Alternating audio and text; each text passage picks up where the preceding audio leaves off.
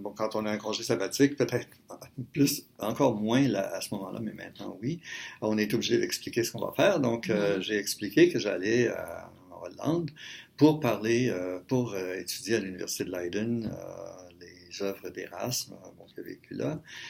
Et ça avait l'air d'avoir du sens. Et je suis arrivé là et c'est ce que j'ai fait pendant le premier mois et demi. Bon, je suis allé à l'Université de Leiden, à la bibliothèque, et puis je travaillais sur Erasme. Et c'était bien le fun.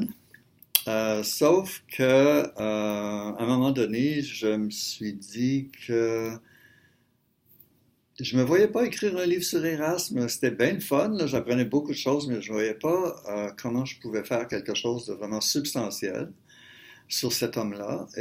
Mais par contre, je me suis dit, je passais mon temps à penser à ce que j'avais vécu en Ontario français, quand on prend une Ouais. distance, Mhm. bon. Et c'est là, j'ai dit, oui, une journée, un jour comme ça, là, j'ai dit, bon, maintenant, je travaille plus sur Erasmus, ça m'intéresse plus. Je vais essayer de faire quelque chose sur la littérature franco-ontarienne. Alors, ça s'est décidé, disons, on était parti au mois d'août, alors autour du début d'octobre 1989, là, c'est ce moment-là où j'ai décidé ça, mais j'avais apporté juste un livre de Patrice Desbiens avec moi. Et évidemment, il n'y avait aucun livre franco-ontarien à la bibliothèque de l'Université de Leiden. Donc, je voulais écrire un livre sur l'Ontario français et j'avais pas de livre. Je pouvais réfléchir comme ça, là. Et alors, le livre est sorti de cette incapacité-là parce que j'ai, je, peut-être comme je le fais souvent dans ma façon de penser, je suis passé de Ontario français à minorité. Mhm. Donc, je suis passé à un niveau plus grand, plus théorique.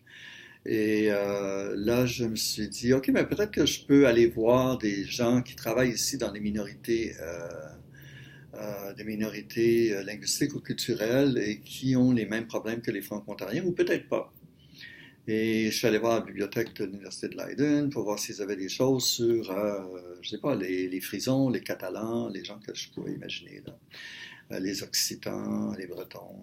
Je connaissais pas beaucoup de minorités, mais j'ai fini par en découvrir. Et ça aussi, bon, c'est là l'origine des littératures de l'exiguïté. La madame, je me souviens très bien, elle m'a dit, oh, on n'a pas de livre.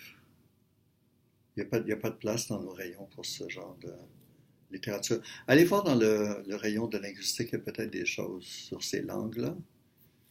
Mais... Et là, ça m'a... oui, c'est une élimination, là. Vraiment, je me suis dit, OK, ben là, vraiment, la majorité des littératures du monde n'ont pas de place dans cette bibliothèque.